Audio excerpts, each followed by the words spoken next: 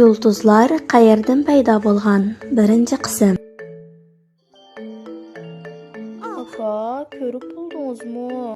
Ha, ko'rib bo'ldim. Endi ko'zingiz bo'ldi. Uchayotgan yulduzni tepishimiz kerak. Qani siz ko'rib beqing. Menimcha pot orada birisi uchib qolsa kerak. Ushdi, hozir ushdi. Tushgan yerga qarab boqaylik, bulug'a. Yo'q. Bormaymiz. Bakkash bo'lib ketdi. Dadam ansirab qoldi. Lekin Bulug'a, uyga ketaylik. Yulduzlarni aytib kuzataylik.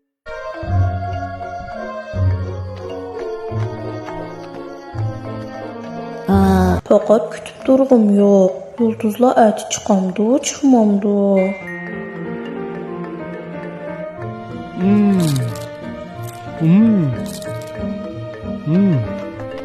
Assalomu alaykum. Va alaykum assalom.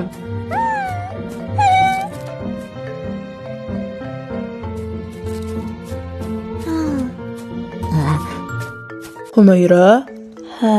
yulduzlar qayerdan kelganligini bilamsiz? Kechirgin Hafiz. Buni bilmayman. Afsus. Xijolat bo'lma, hech qisi yo'q Humayra.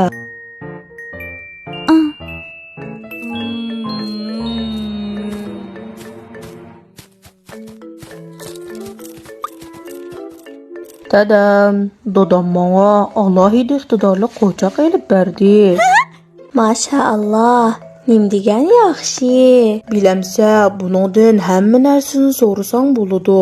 Meningcha savolingga javob berishi mumkin. To'xta, men senga qanday ishlashini deb beray. Yulduzlar qayerdan paydo bo'lgan? Yulduzlar nimishqa osmonda? Yulduzlarni qanday aniqlasak bo'ladi? Yulduzlarning makoni nerda? Qanchta yulduz bor? Yulduzlarning asl ko'rinishi qanday? Ishlamayotganda? Aqmos. Onunğa bakchiq savol beryapting. Agar menga shunday savol bersang, men ishlamay qolaman.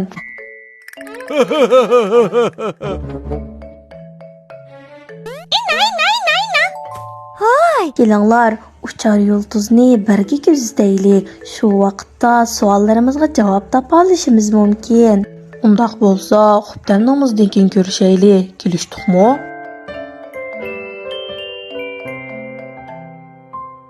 Kashqanmanglar jumu.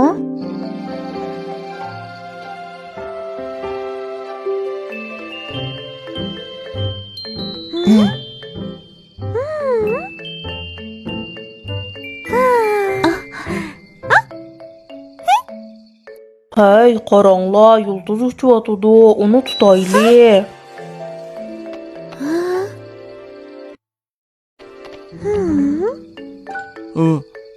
To'xta, uni qanday qilib tutamiz? Agar u yiroqda bo'lsa-chu.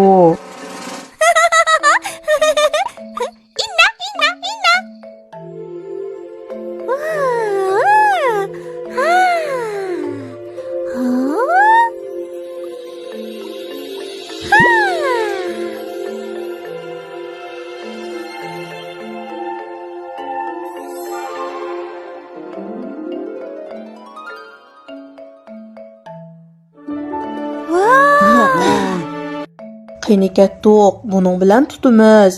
Wow, nimdoq chiroyli.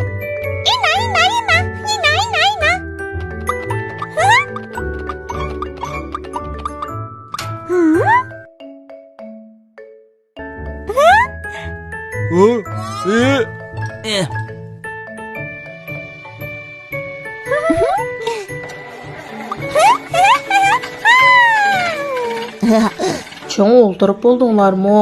Ketdik, qani bismillah.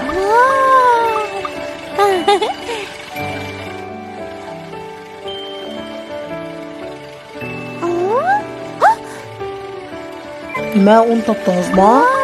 Osmonga qaranglar. Yulduzga. Qaysiga?